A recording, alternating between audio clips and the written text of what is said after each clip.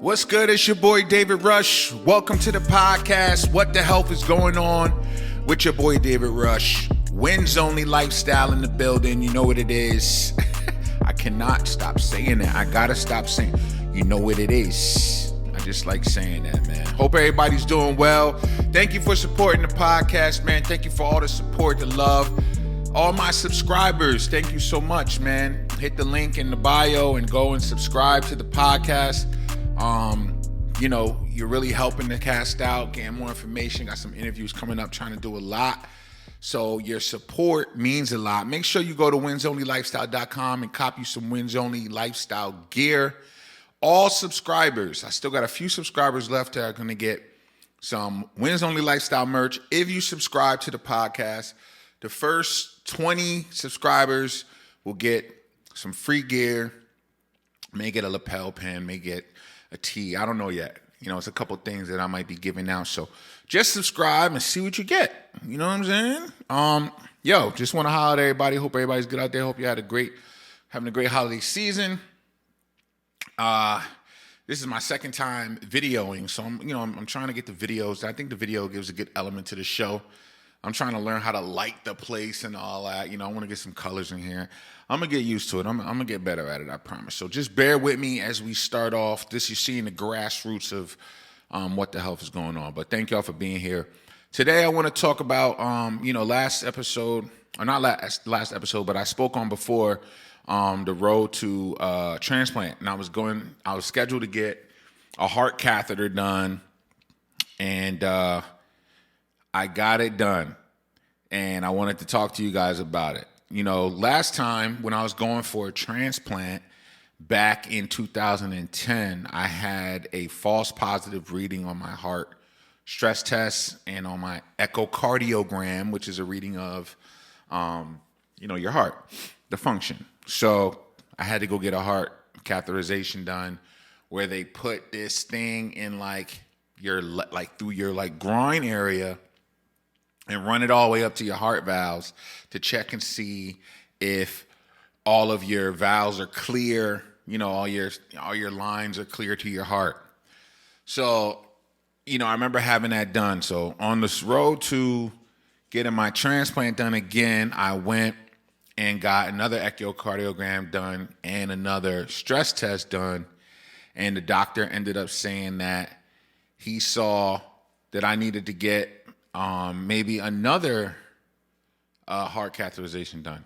And I really did not want to get the heart catheterization done. But I knew that, it was something that I possibly needed to do. And if I was going to have a long-lasting kidney transplant again, all roads to the transplant had to be clear. You know what I'm saying? It was RK24, Rush Kidney 2024. And I didn't want to mess that up by getting this transplant and then something else is wrong. So I reluctantly, of course, I had to get it done. So it was scheduled.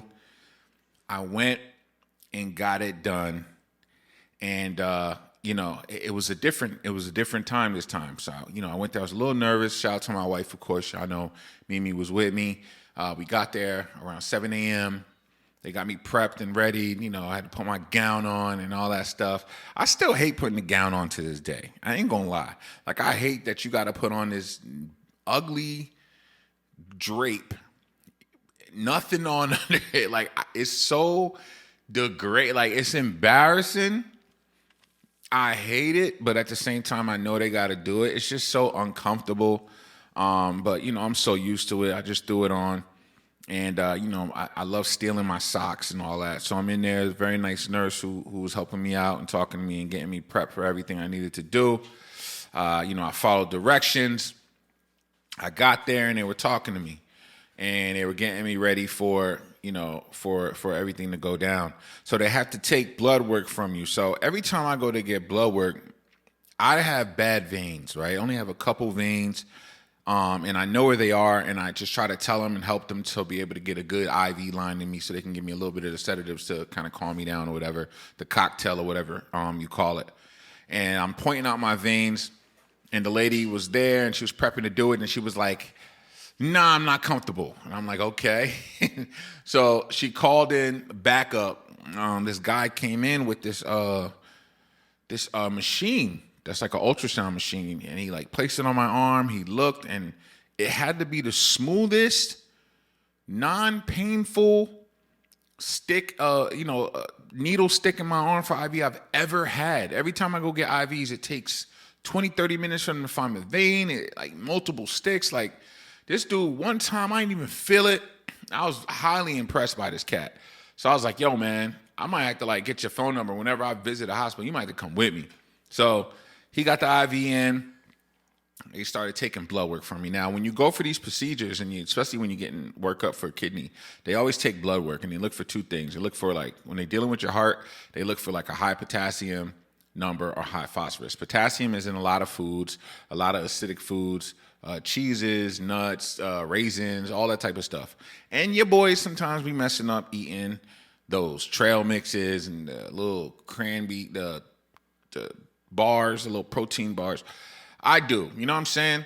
So I didn't expect for my potassium to be high. I didn't expect for nothing. I remember last time I went to go get a procedure done, I had to turn around and go back home because my potassium was high.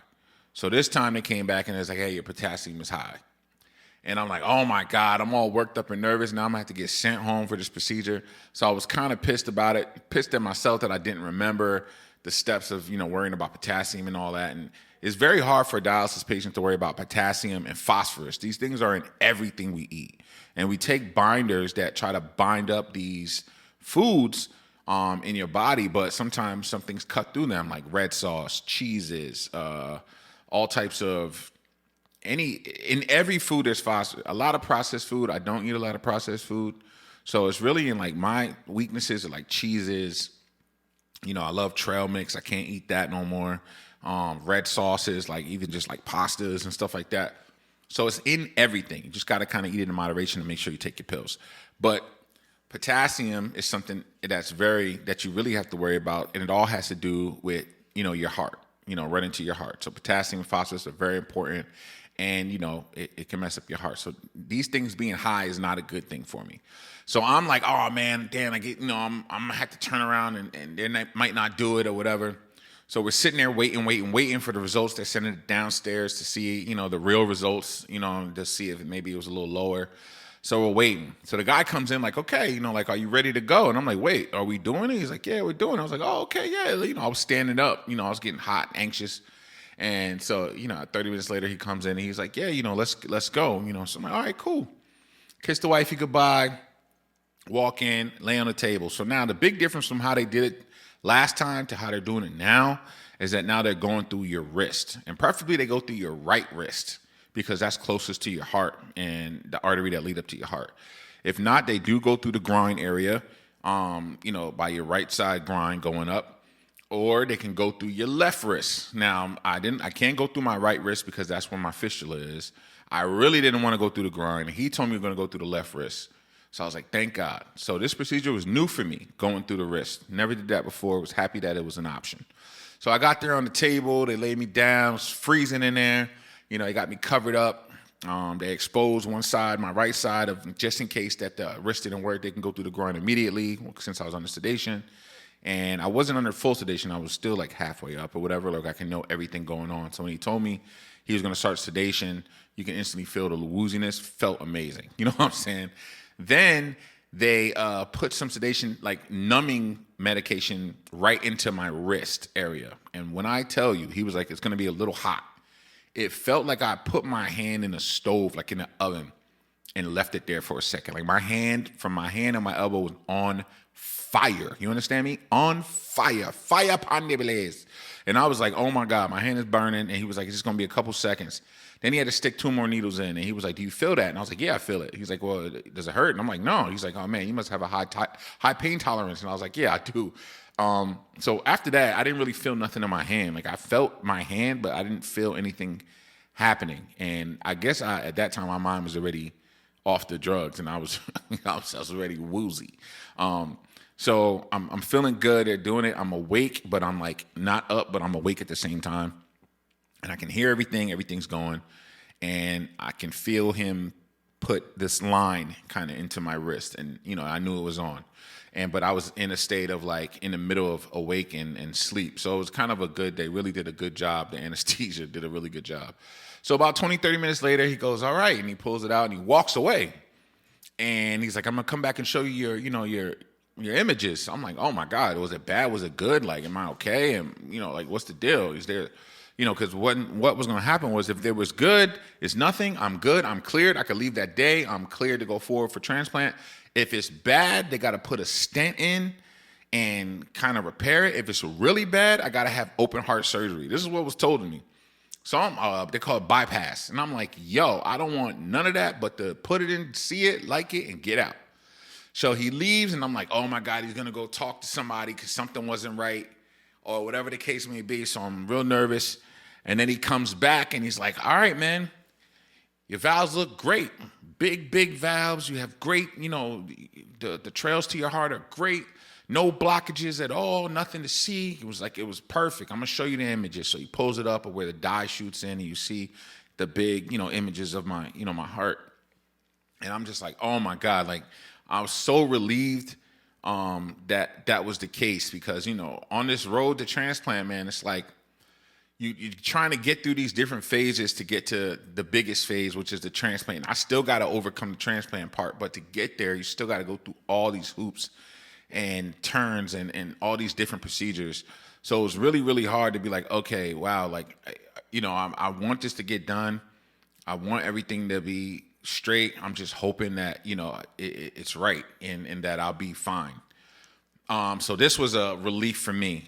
So he told me everything was good. They then put some pressure stuff on my arm to stop the bleeding because it's a major artery, of course. I went back to my room, had to stay there for about 2 hours as they slowly decompressed the suppression that was on my arm to make sure I wasn't bleeding out, and gave me my discharge papers and said I had to take care of the arm for 5 days and no heavy lifting. I get out of washing dishes. I get out of picking up garbages. I might even get out of walking the dog, but, at the end of the day, I probably still going to walk the dog because the dog likes to go out a lot, and, I'm usually the one that walks him. But I'm still going to listen. My wife already told me not to use my left arm. She will. She's going to chop it off, so I'm trying to keep my arm. So I'm listening. I'm being compliant to my wife and to the doctor. So the road to transplant continues. Next, I have to go and get a liver appointment, which is really hard for me. And I don't want to get into that right now, but y'all know, the story of my mother. She passed from liver complications. So when I heard that there was some cirrhosis on my liver, it scared the hell out of me because my aunt died from liver complications. My mother died from liver complications. I stopped eating meat because it was the last line of defense for my digestive system when they took my gallbladder out when I had renal cancer.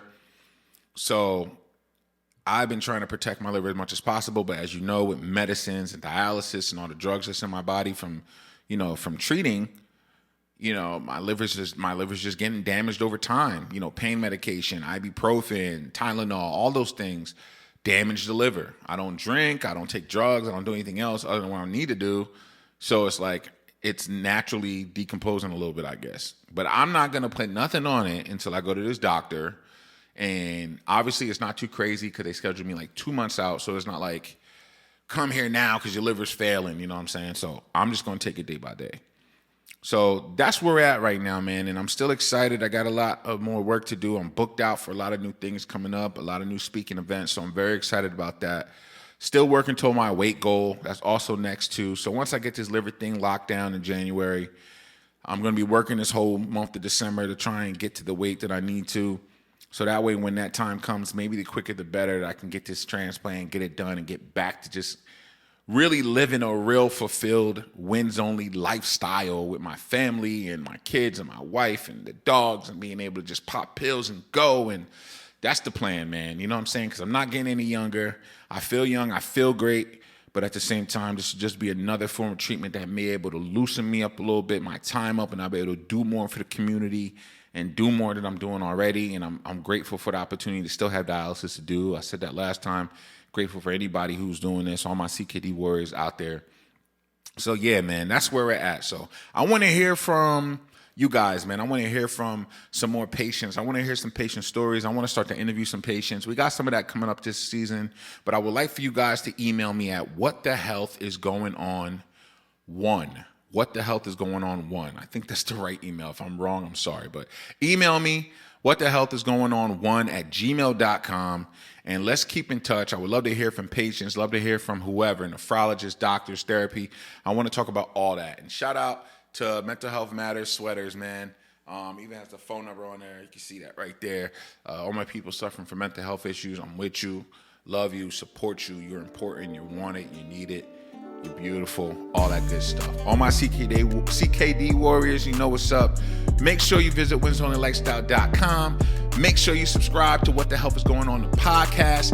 Shout out to all my subscribers, man. I love you guys. Thank you so much for supporting me. We're going to keep going. Shout out to the family, everybody here that's tuned in. See you on the next episode. Your boy, David Rush. As always, you know it's wings only, baby. Peace and love.